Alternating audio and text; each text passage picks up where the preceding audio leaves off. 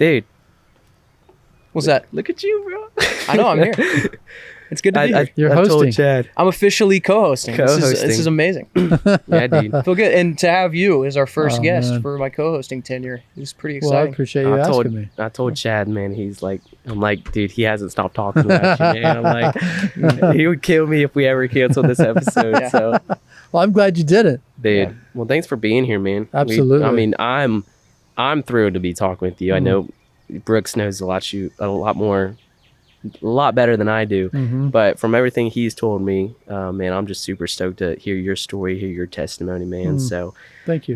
we got like an hour to talk, Okay. and we'll just kind of dive in, man. This is just super chill. But I want to just first off say, I number one appreciate you being here, Yeah. and secondly, I've had the privilege of kind of researching Porter's Call, and from what Brooks has told me about it, man, I just absolutely love what you're doing. Thank you. And what it not only what you're doing, but what it stands for, and how you're helping individuals out here in Nashville. So we're excited to talk to you, man. Thank you. Yeah. It's a really unique, Porter's Call is a really unique entity, a unique place and people, and I'm honored to be a part of it. So Yeah. 23 years, it's a 23 year lifespan organization. Yeah. And so I've been there since 2017. So one of my mentors and a former professor in graduate school, he started it in 2001. And then we just stayed friends. And then he's about to retire. Yeah. And that's what brought me up here in 2017. Yeah.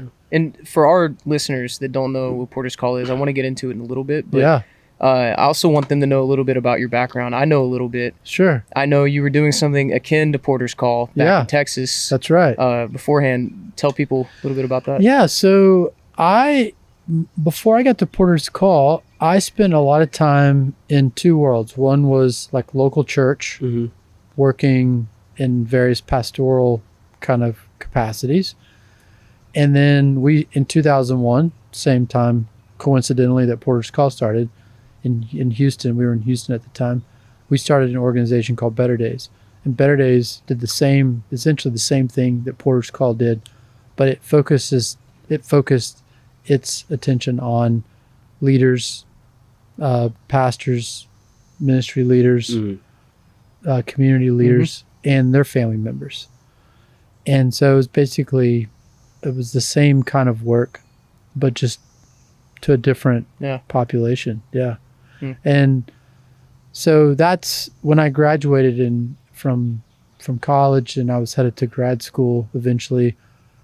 That idea was in my mind, and the way to do that kind of work was what I was working out.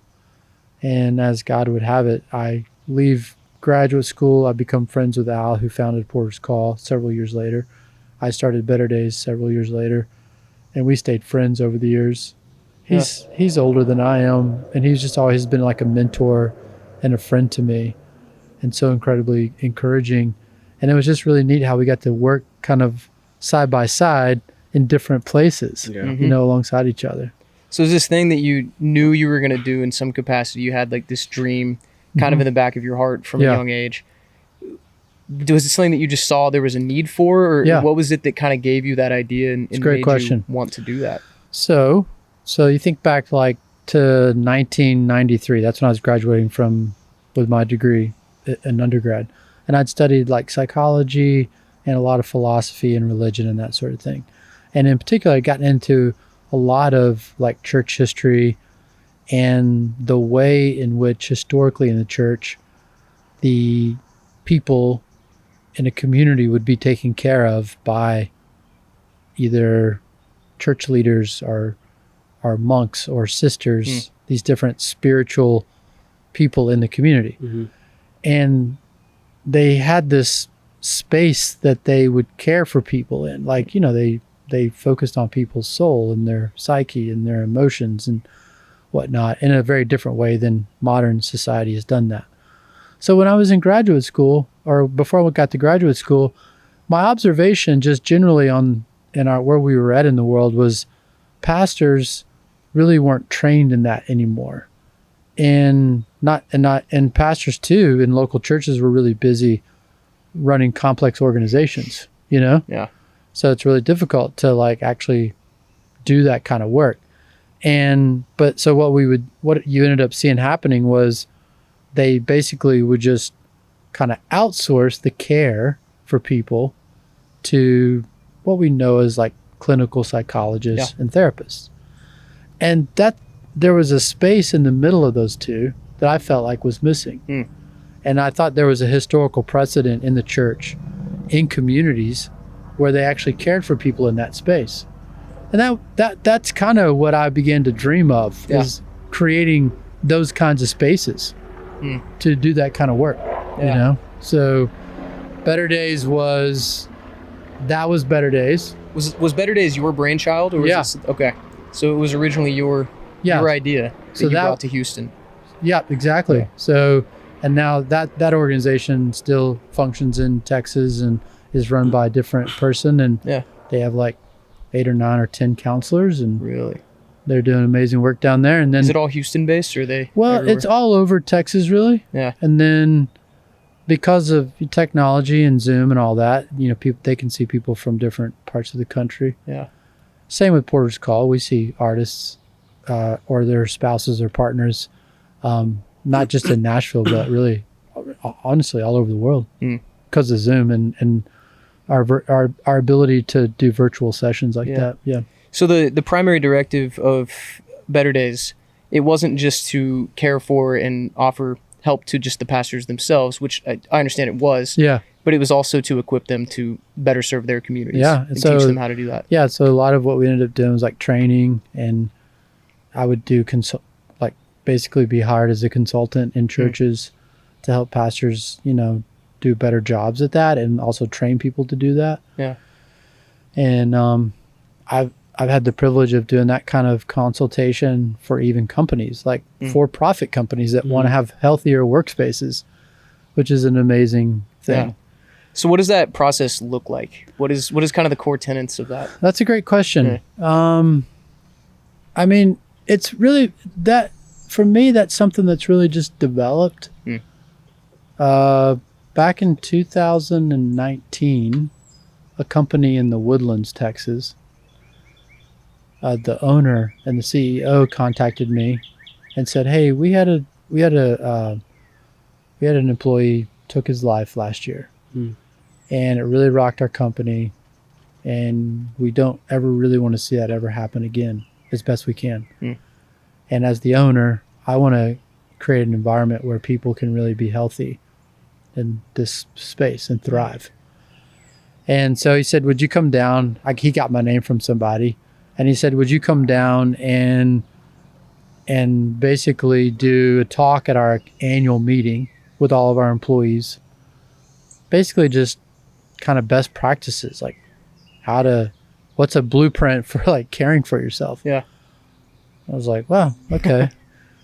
So I, this is 2019.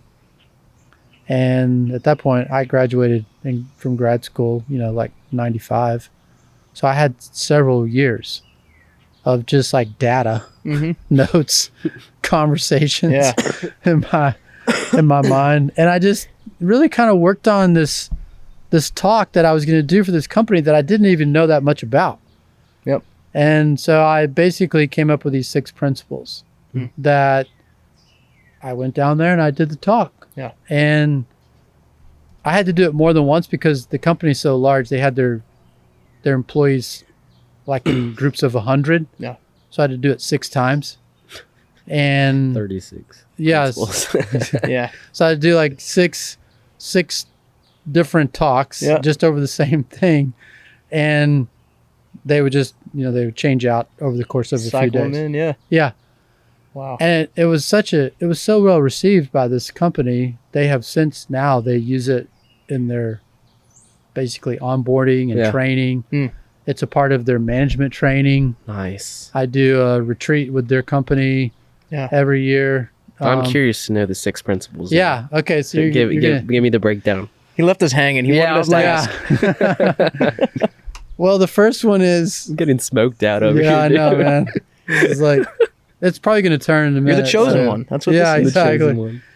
So I'm going to do it off the top of my head. All I've right. done this No, you're talk good. so many times. So the first one, I always know the first one. It's your why comes before your what. So, and in that principle, what I do is I really explore the importance of knowing purpose and having purpose and talking about what that is. And that's kind of the first and sort of core principle. Inside of like a Christian organization, inside of an organization or with a person of faith, that to me is what worship is. And so worship is ultimately like an all-encompassing totality for a believer. It's what has all your affections. It's what focuses you.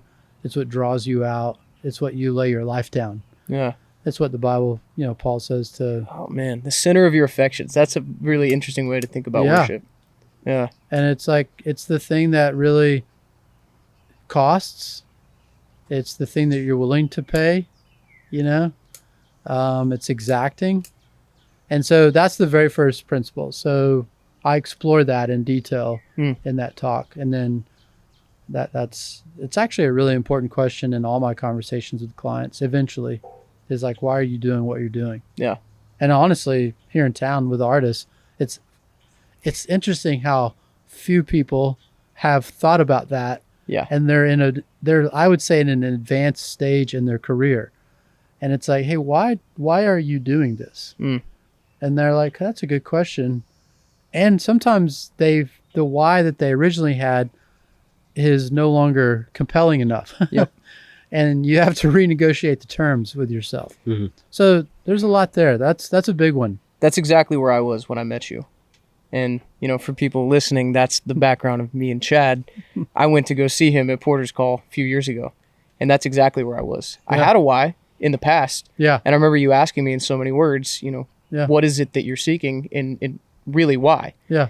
And I didn't have an answer anymore that felt compelling enough or important enough to keep me going. Well, that's it. I mean, what happens when we don't have a compelling enough why is kind of these cheap substitutes come in and really begin to rob us of our joy. And we wake up one day and we've made relationships with all these different whys that are robbing us of our joy, and we have to do sort of a little personal inventory. Yeah. So that to me is a fundamental issue, and that's the first principle in the whole you. Because why not what? It's your Is the first ever how principle. you want to say it. Your why comes before your what. Why comes before what? Okay, that's Yeah. the first principle. Second principle. Second principle is Dude, I'm so intrigued. man. yeah. So the second principle, I think the way this goes is He's like, I remember the first. yeah, no, I can't remember the exact order. That's Yeah. where I get.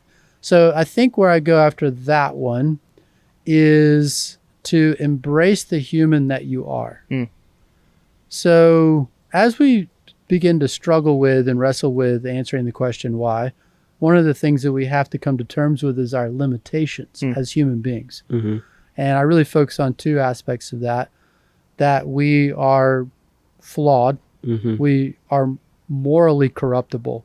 If you put us in the right, that is wrong, set of circumstances, we're likely to make poor decisions. We're compromised. And so, in the Christian understanding, that's a fallen nature. Yeah. I believe that's a true thing. But it's also irrefutably true even outside of the It Christian is worldview. absolutely, It's and just you're true. You just talk to anybody, and they're like, "Oh, yeah, I can ascend to that. That's true." Yeah. But the other part is that we're finite. Yeah. So, whereas our fallen nature is the result of a corruption, the finite part of our nature is the result of creation. It's really how we are designed, and I can only reach this far. I have 3 kids, 2 daughters-in-law. I have family that live in other places. I can't get to them, see them, hear them, be with them as quickly as sometimes I want to be. That's my limitation. I have capacities that hit their limits. So this is, instead of seeing these limitations as weaknesses, the principle in embracing the human that you are is in exactly that. It's just embracing that and really sort of walking in the knowledge of that. It's a humbling thing, but it also at the other turn is an empowering thing, because now all of a sudden I can take the Superman cape off and I can really just embrace the human that I am. Yeah. And then that's one of the other principles is someone knows your name. And so that's third principle. Number 3 is the importance of community. And once we really begin to reflect on our limitations, we realize how important it is to be in the world with other people and to really fight against isolation and tendencies toward isolation. And so those are the first 3 principles of the whole you. Man. Any thoughts or questions on those? What thoughts do you have on those 3? Because I got a couple. Dude. I love it all. Yeah. I'm just taking it in, dude. Yeah. I got nothing so far. I'm just I'm waiting on the rest of the 3. Fixated on this fire analogy for the last 2 weeks because we're sitting around a fire. You know, it's the Bondfire podcast. Yeah. But immediately when you said, like, you know, embracing limitations, again, I was thinking, like, it's a really good thing this fire has limitations. It's a good thing we've put it in a border. We've contained it. This fire didn't have any limitations. That'd be quite bad. a problem. Yeah. And then bringing in the community aspect, I was like, and then also a fire requires people to tend to it. Yeah. You know? And I think there's that old saying, people are always like, people's greatest fear is not actually that they're powerless, it's that they're powerful beyond measure. And I think a lot of us do kind of sense somewhere deep down, like we are potentially a roaring fire that could devour and, you know, destroy everything around us. Well, so along with that, I would say when I was in graduate school, we'll bring my mentor Al, who found Porter's Call, back into this. He said to me once, the most dangerous man is an insecure man. And I think along the lines of what you're saying is the man who cannot reckon with and come to terms with his limitations, who is racked with insecurity and shame, that's a dangerous person. Now, it's one thing to have someone go completely ballistic and throw things and threaten you, and, you know, that's a danger, clear and present. But a passive aggressive kind of danger, where you have someone that's like a wounded animal, which is a man who hasn't come to terms with his fallen or finite structures. Yep. That presents a real challenge in relationships. And I've seen over the course of almost 30 years working with individuals and couples, I've seen as much damage from people that are given to that sort of, we'll call it violence, because in the end it is violence, as I have people who, you know, throw chairs and punches and that sort of thing. Yeah. But that to me is the worst outcome when you cannot come to terms with the fact that you are a limited person. Yeah. And you know, that's a really important step in development. So what these 6 principles are supposed to do is, it's kind of like when I wake up in the world, I kind of imagine, like, you know, when I was doing this talk originally, when I was basically, it's a room full of like engineers. So they're very practical, pragmatic oriented individuals. So what I was trying to give them is, like, when you wake up in the world and you ask, in a sense, how am I doing? You should be able to scan this list of 6 things and sort of reflect on each one of these and get a sense and become more aware with greater capacity for examination. And that's part of the list of 6. Yeah. So what's 4 through 6? Okay, so Hold on, I have a question real quick, because I want to take a quick pause. I want to know a little bit more about your faith background. Yeah. Like, what did that look like growing up? And then talk to me about the background. And then also, was there like a moment kind of in life, or even a scripture, where it's like it started leaning more towards that Porter's Call That's stuff? great. Yeah. Faith background. I came to faith very early in my life because I lived in a home that valued that, and like my mom took me to church, and then eventually my dad was going to church with us, and so the knowledge of and information around the stories about Jesus were being presented to me in a pretty early part of my life. So that goes back, a real childlike kind of faith, confession, belief, practice is deeply rooted in my life. Grew up in Texas. Eventually my dad became a pastor and minister in the Baptist church. So grew up in all those spaces. And I would say when I went off to university, I went to a private Christian university. So I wasn't at like a bastion of secular progressivism or something like that. it was a relatively safe place, but it was also wide enough in that it began to show me just a wider community of faith, traditions, history, beliefs, and just philosophical inquiry and theological inquiry and reading and just all kinds of wonderful. The world kind of opened up. It was maybe like narrow like this, and that time of my life it really widened. And was that a scary or exciting time? It was both. It was definitely a lot of ambivalence. Yeah. And so for me, that was eventually, I remember one professor telling me, I'm here to make you safe for new ideas, not new ideas safe for you. And I felt really, wow, okay, I've never, coming back from a more conservative background, it was just like, we're going to knock off all the crazy ideas. We'll do all this work for you, and then we'll just give you the things you need to know. And I was like, well, I really felt drawn out by that to sort of search and inquire, and to read. And so that's part of my life that really took off there, early days of university. And that's where I got acquainted with these spiritual practices of soul care and spiritual direction and, these sort of deeper monastic, mystical parts of the Christian faith. So that became really informative. That was a line through that still connected to my work in Life Now at Porter's Call.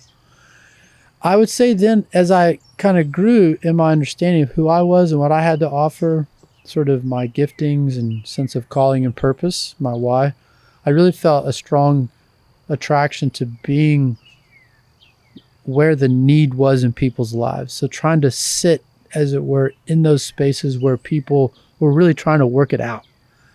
And again, it was kind of fueled by both sort of biblical, theological, but also philosophical inquiry. That was kind of what was preparing me. And then I went and got a master's in counseling. So then you bring in all that kind of categories. And that was my training. Those are kind of the rivers that came together that, made for my training.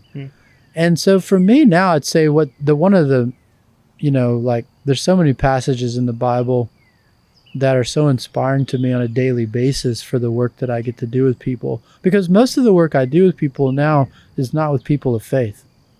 So one of the privileges that I experience on a daily basis is being able to sit in a room with somebody and doing so repeatedly and knowing why I'm there. So my why is clear, and having a real deep connection to the way of Jesus and feeling really good about that, whether or not I'm saying his name to the person sitting across from me. And I can be faithful to him in that space, even though I'm not saying, have you met Jesus?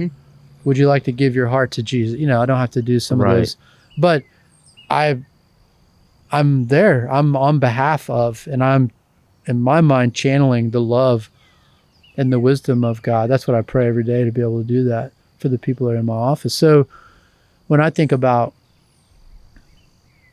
one of the most compelling, simple expressions of that from Jesus that I want to reflect to people, again, whether or not I'm using his name, is I want to relieve people of burdens that they're carrying unnecessarily that really, again, rob them of the joy and the happiness they're made for. And I think of the verse where Jesus says, he's in Matthew's gospel, he says, come to me, all you who are weary and heavy laden, and I will give you rest.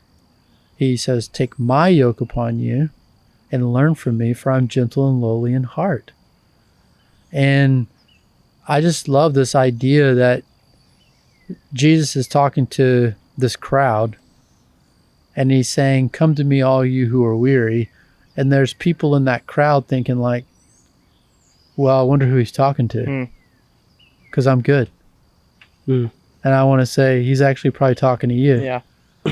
The person in the crowd that knows he's talking to them, they're in a better state of affairs because they're closer to responding than the person who's not aware of the burden. No. And oftentimes people walk into my office, and that's one of the reasons why they're coming in, is because they feel a tremendous burden that they can't put words to. They don't quite know what's going on.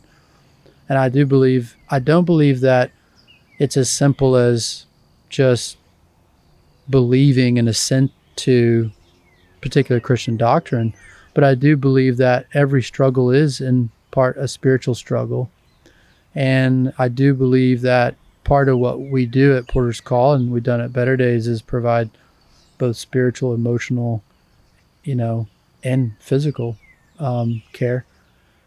But to me, it's like I am trying to reach across the room and get this person to identify what it is that they're carrying that's a burden that they no longer have to carry. And what does it mean for them to lay that burden down, no matter where they're at in their life? And, if someday they wake up down the road and they realize they need to meet Jesus and they hearken back to that conversation, they'd be like, that's where that journey began for me. Wow. I'm like, that's amazing. Yeah. But I still think there's, even if I can't offer them all of that in that room because of what I'm there to do, I want to offer at least some of that there to them. And rest is definitely something that every person who walks in my office needs more of. Yeah. It's funny because I think I want to get back to the steps real quick, but I also just I was thinking about this too. Man, if I was a counselor, I'd have to think at some point that I'm seeing all these people from a Christian perspective and then bringing me their problems, and I'm providing them ways to help them essentially with what they're going through. I'd have to think at some point there's got to be a struggle of me realizing that I'm the man in doing this. Look at I'm going home feeling good. Oh yeah. And also realizing I'm just a vessel that Jesus is working through for these people. How have you been able to balance that, if that's even been a thing? Yeah. I think of the Christian or worship artist who goes and tours the world and has major success and gets to a point where he starts to feel like, this is me. Yeah. Look at what I've done, right? Look at all these people that came to my show and look at what we're doing. So I guess my question is, how do you balance that, and how do you remind yourself that you are just a vessel? Yeah. Well, it's interesting because that is a good analogy on the one hand, because a lot of people, there have been people in the world who've become famous and written books and, for being helpers to people in a way that's similar to fame that you get when you write #1 hits and you lead thousands of people. And you've probably met and worked with many of these people. I have. Yeah. But what I would say is that the difference, though, is where the analogy breaks down is, if you're in this field long enough, the care for the soul, the body, and the mind, it's an extremely humbling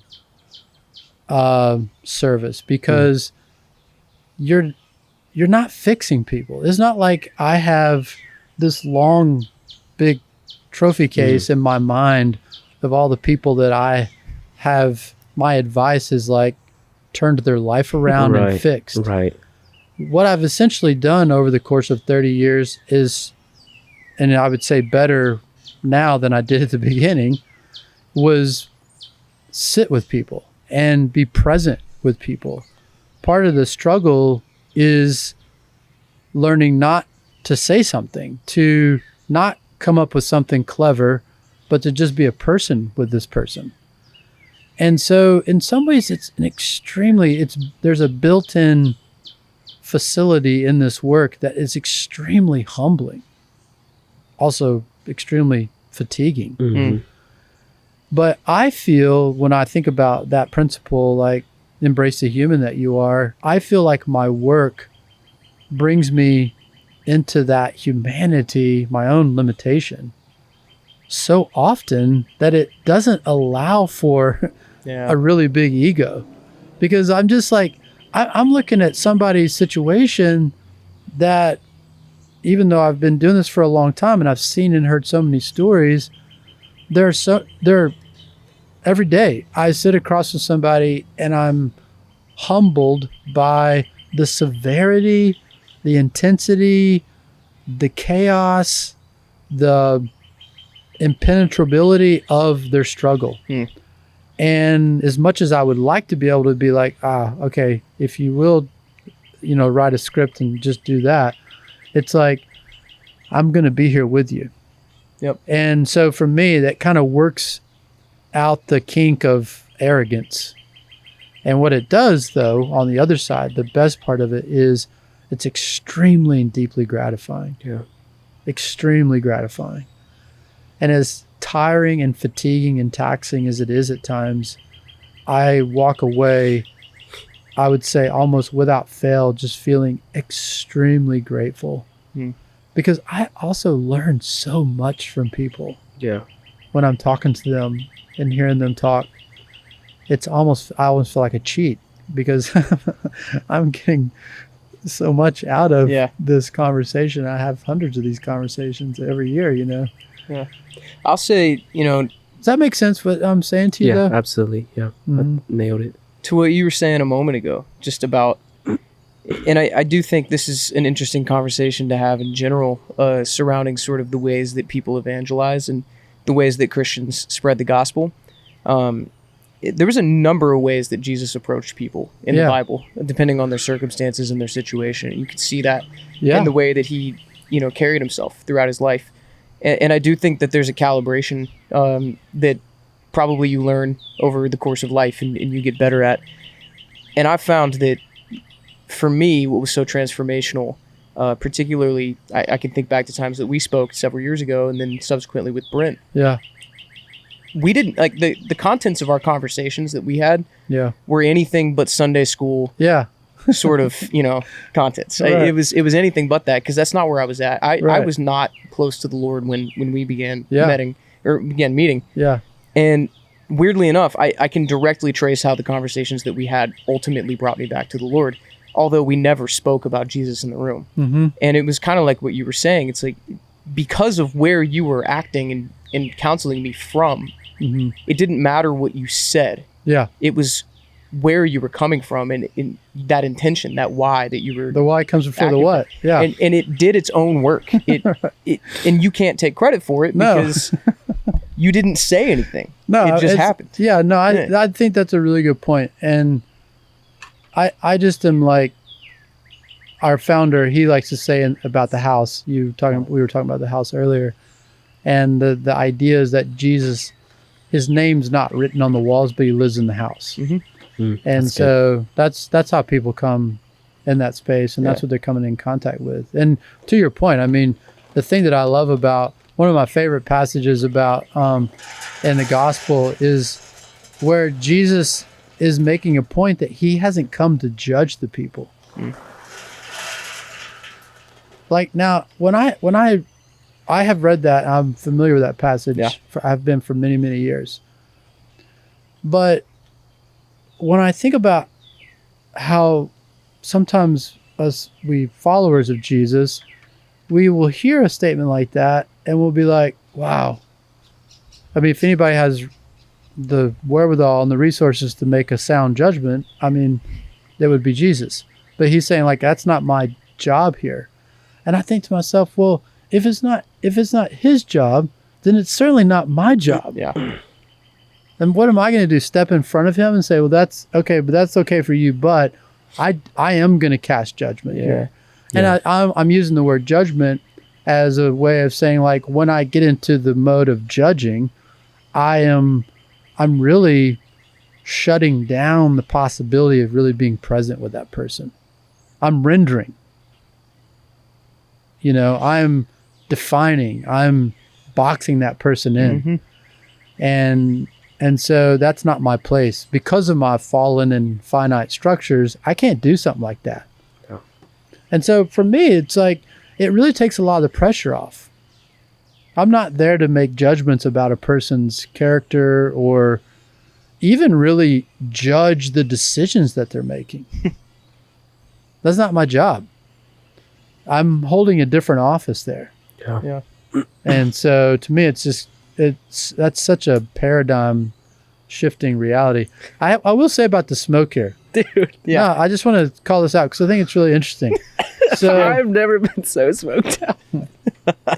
This fire is not working tonight. What are you thinking about it? Yeah, so there's this person here in Tennessee. Yeah.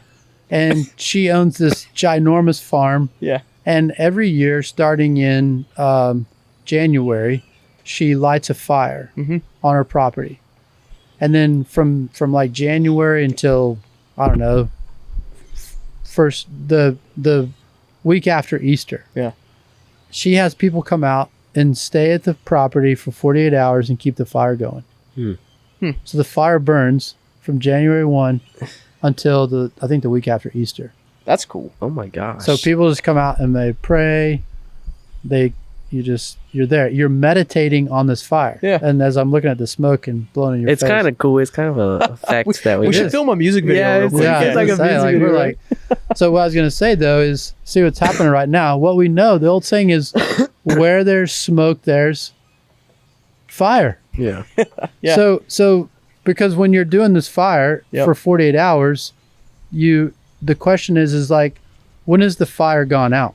Yeah. If your job is to keep the fire going, you say to her, or you might say to yourself, when's the fire gone out? And when you go to bed at night in the cabin there, you load up the fire and it burns and burns and burns. And you may get up in the middle of the night to go to the restroom. You go outside and you don't see that. You don't see the flames. Yep. You see basically like an ashen bed. Yep. But once you stir the bed, what do you see underneath there?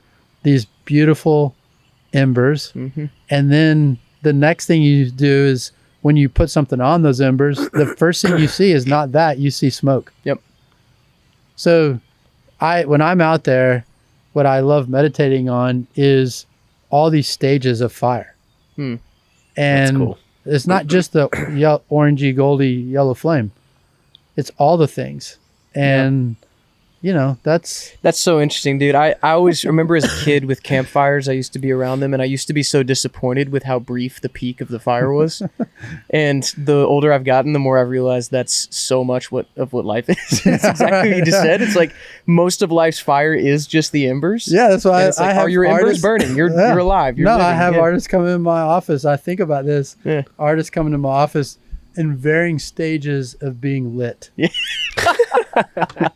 Yeah, that's as the kids say. Yeah, as the kids say. I'm using it slightly differently. So, well, I'm playing on the words, but I'm just saying, like, depends on the day. Yeah, exactly. But I'm just like, some of these people are just like a smoldering log. Yeah, and with a little care and the right amount of circumstances, they're gonna be bonfire. That's awesome, man. So I'm there for it all. I really admire your humility, man. I'm sitting here talking to you, and we talked to a lot of people, and the first thing that I kind of look at or I hear when I think of like this person is actually who they say they are, and they're like a leader. I always think of like I always just like, you can kind of tell when somebody's in it for other things, and the fact that like you're the counselor, but you're surrounding yourself with people who are actively pouring into you. We talked about, the church that you go to. And when the counselor like thinks that, when the counselor gets to a point where they think that they don't need counseling is I think where it gets really tricky. And I think the same is true for like sometimes pastors too. Like what makes a good pastor for me is who is he surrounding himself outside of that service, right?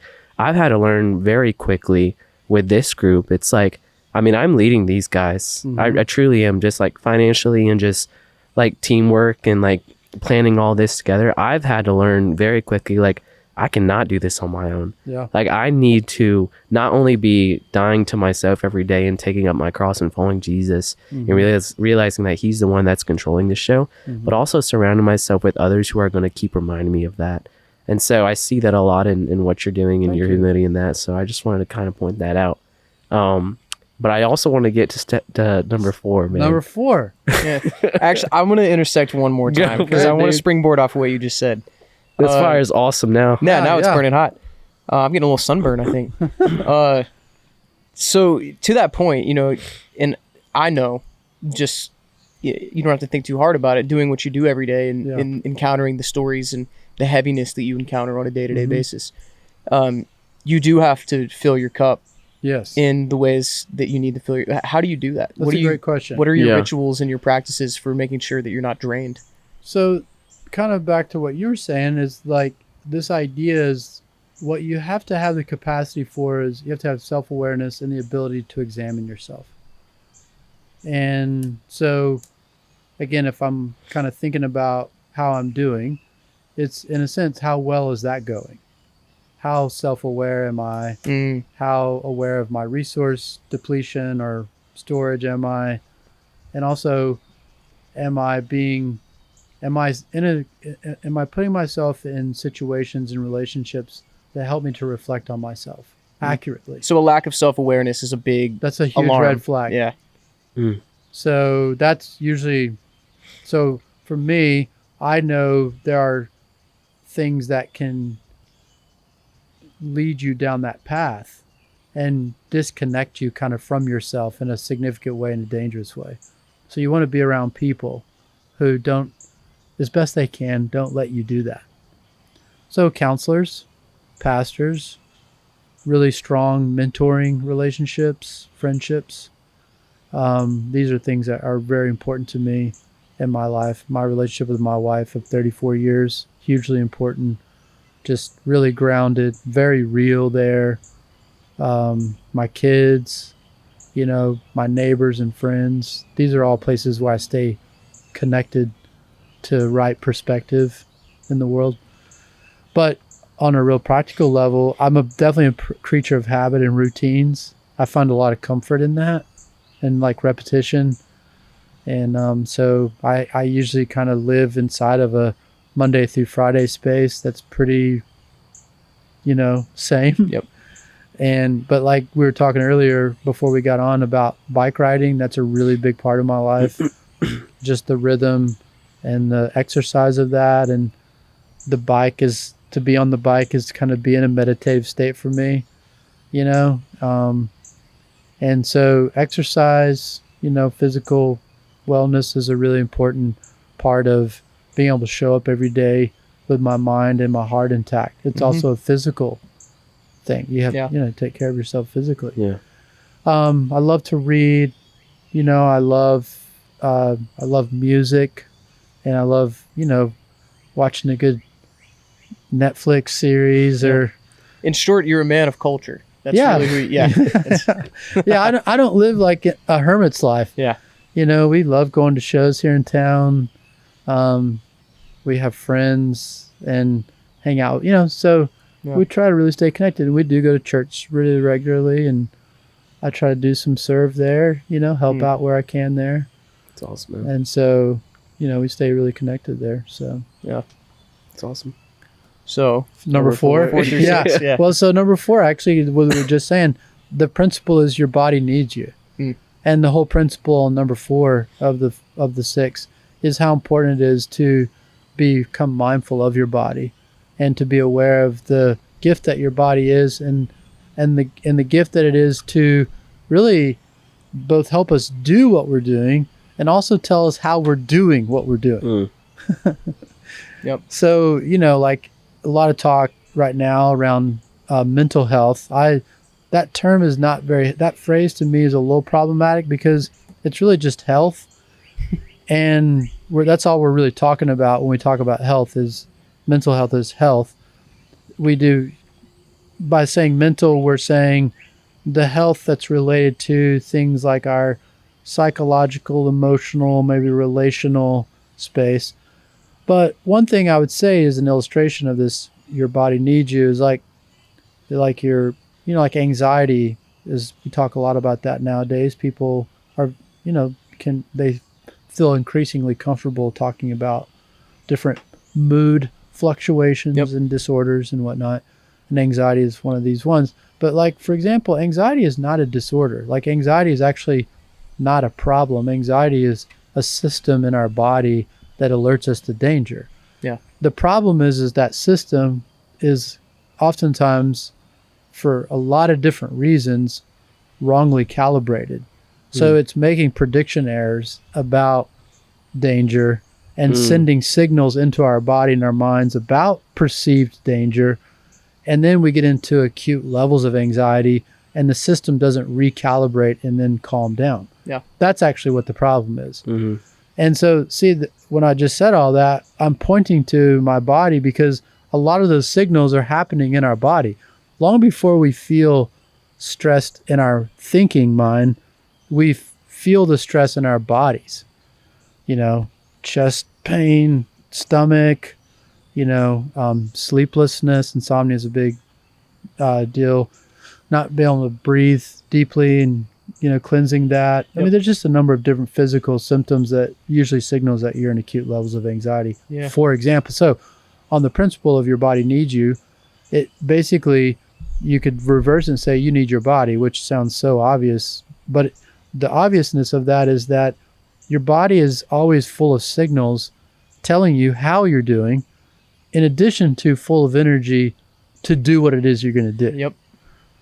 So that's what that principle is. I like it. Yeah, dude. I mean, one of the first things I remember, because Brent and I talk about books a lot, was Body Keeps the Score. Yeah, that's a great example of that. Yeah. Incredible book. And he always, like I would say almost every single session I've ever had with him, he'll point out one thing I was doing physically the whole time and then invite me to think about it and be curious as I leave the room. I saw him today and he was like, you had your hand on your right shoulder all day today. Think about that today. And I was like, okay, but there's always something to it. There's always something to it. Yeah, no, I think what a lot of times, especially when you're young and energetic and more or less healthy and feel very motivated, you just kind of take your body for granted. Mm-hmm. You just think it's going to be there when you sit up in the morning and put your feet on the floor. And of course, if you ever talk to somebody who's been deathly ill, they help you to understand why that's not something you should take for granted. And so what I'm just trying to say is we don't have to get cancer to come to this realization. Yeah. And I'm not talking about going on a diet or looking a certain way. I'm just talking about a base level awareness. It's like the dashboard in my car. There are these little lights that go off occasionally and tell me I need to put oil in it or get gas or whatever. It's like those aren't the problem. And that they're not even really indicating a problem. Yeah. They're just says, hey, you should probably check your dipstick. Yeah. You should probably go get some gas. And if you ignore those things at your own detriment, I mean, you're not going to get where you're going. Yeah. I imagine if you weren't physically up to it, there's no way you could serve people the way you do. And if definitely you couldn't do that, you certainly wouldn't be living your why. And then you would certainly be out of alignment with all of the things. Yeah, you're in the ditch. Yeah. So this is a huge deal with artists. I mean, this is a massive point with artists, is helping them become much more body aware, because the exertion that you go through, like just think about what you do if you're touring, pretty consistently. Like let's say you tour 100 days out of the year. I mean, that's like what you put your body through to do that is massively disruptive. And if you just are taking it for granted, or you're just ending the night with several cocktails and then waking up, it's just, you're just creating a nightmare, this tsunami. And all those effects are going to come to shore eventually, and usually wash the village away. And so, this is a big one, this one about your body. And I always have to, again, qualify it. I'm not talking about looking a certain way. It has nothing to do with aesthetics.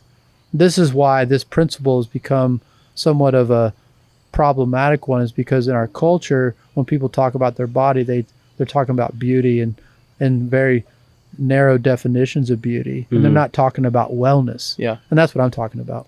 I feel like one of the best examples I can think of in scriptures and in what Jesus did with his life about treating his body right is his insistence on sleep. Yeah. Like there's so many instances in the Bible where Jesus is just like, I'm going to sleep. I'm going to go away now.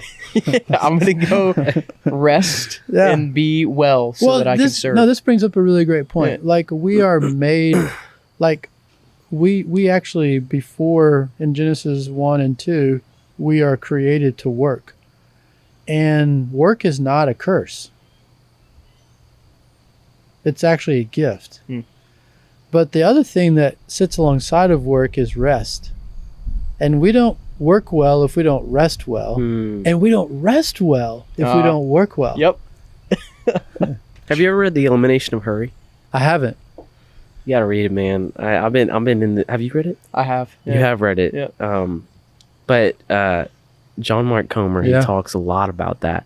like the only way that we can work the 5 or 6 days of the week is because we have to have that rest day, that Sabbath day. And I think I've been so bad at this, like, especially as a musician, man. I'm so bad at taking that day of rest, dude. I find myself on weekends all the time just like logging on and being like, what can I get done today, man? It's really hard. I mean, especially with the gadgets and things that we have that I would say too about rest, it's not something that we do when we are so exhausted that we can't work anymore. Right. That's not rest. That's exhaustion. That's fatigue. That's a syndrome. Right.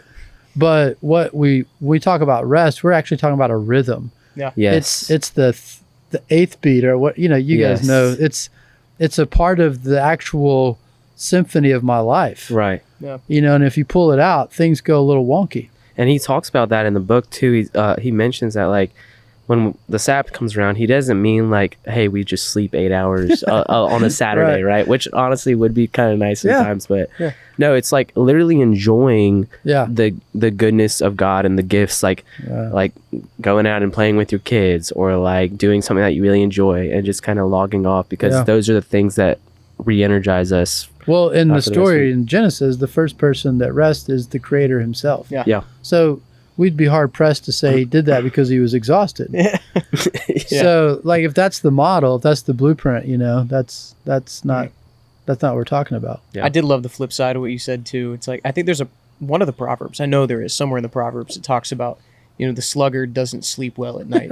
And that's the flip side of it. It's that's exactly right. Yeah. All right. So the last two principles. Yeah, let's do it. So the second to last one is you are an emotional person.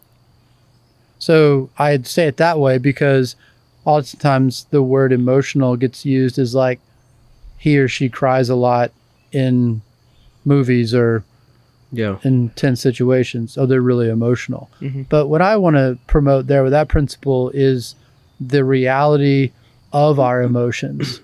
And they tell us so much about who we are and how we experience the world. And so having a good emotional intelligence, that term is in popular use in our culture, the understanding of what our emotions are and where they come from is a really important endeavor in the effort of being aware of oneself and examining oneself. Yeah. And just on that note, I'd say emotions are not something that are happening to us, they're us happening to the world. This is a really important point. Explain that. So I would just say that, like, emotions sometimes can feel like they come out of nowhere. Mm-hmm. And we say even sometimes to people in our life, hey, you're making me feel. But the fact of the matter is that our emotions they're universally known. Like we say anger, and people are like, yeah, I know what anger is. But we all subjectively experience emotions very differently because each one of us are different. And we arrive at what eventually becomes the word that we're using to describe what we're experiencing. We arrive at that point very differently. We have different experiences. We have different histories. We have different just bodies, how they're functioning, And so our emotions are definitely connected to our physical space. They're called affect. That's called affect in psychological terms. Mm-hmm. And affect is just that kind of pleasant, unpleasant, aroused, kind of low sort of way that we feel. That's like an early indicator of an emotion coming on. So in that way, what we end up calling anger, sadness, joy, those are all very subjective, and we're creating those spaces. Love that. So that's emotions. And then the last one, number 6, is you are a thoughtful person. And I say that way because a lot of times we think of thoughtful people as people who remember to write thank you notes or say please and thank you. But what I really mean to say there is that we all have, as much as we have emotional spaces that we're occupying, we have cognitive spaces. Our thoughts become, when we begin to learn that we feel what we think, then we can really begin to, like Paul says in Scripture, to take captive your thoughts. We can't just allow any old lie or half-truth to roam around inside of our head and take up space, causing us to feel certain ways and then leading to certain sorts of behaviors. Mm-hmm. And so as we swim upstream in our life through our emotions into our cognitive spaces, we begin to really grapple with root causes. And these thoughts come from experiences, messages, mentors, teachers, parents, music. I mean, we're just full of these cognitive structures that then really are like the kind of ground floor of so much of our life. And why does my life keep failing in this way? Why am I continually stuck in this way? Why is it that I have these emotions in these spaces? And as you do that exploration, you get up into those spaces, you begin to see like you've been living and agreeing to this lie about yourself and about the world for a really long time. And when we begin to change that, you begin to see massive change downstream in how we feel and how we behave. Wow. So those are the 6 principles. Wow. And that's called the whole you. Yeah. So that Have was you wrote a book on this? Well, no, it's just this, it's this interesting, it's basically a PDF document that I'm just continually revising. Yeah. I love that. And I do hope to maybe one day publish it. But right now, I just use it with this one company and at Better Days. Yeah. At Porter's Call.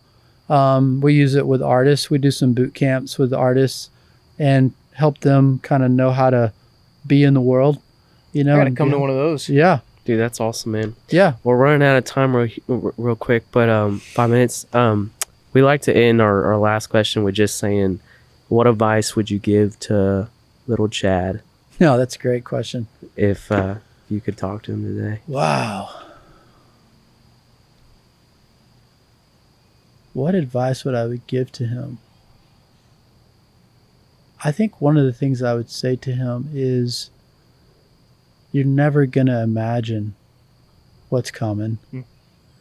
So enjoy the journey. It's going to be okay. God has really good things for you and really beautiful people up ahead and amazing opportunities, and look forward to it. That's awesome. That's awesome, man. Well, thanks so much for being on here, thank dude. you guys. We really appreciate it. And man, I'm just so hyped, man. This Porter's Call thing is just something that I have yet to see anybody do, and if they've done it, it's nothing like to what you're doing over there. So yeah, well, I appreciate it. It's an honor and a privilege to serve the music community, and just imagine a world without music. Yeah. Right. And so it's like, we want really healthy artists out there making really beautiful music. I don't want to imagine that world. Amen. I don't want to live in that world. Yep. So it's a privilege to serve. Awesome, man. Yeah. Beautiful, man. Got anything else? Good. Chad, I'm just happy to see you, man. I'm so glad you're here. So good to see you too, bro. Thanks for being here. Thanks for Awesome, having dude. me. Thanks Yeah. so much for coming, man. Thank you guys. We're all set. Appreciate it. Hey, if you liked that video, I think you'll really like this one right here. Make sure to give that a watch. And if you're not subscribed to the channel, go ahead and do that now. We'll see you in the next episode.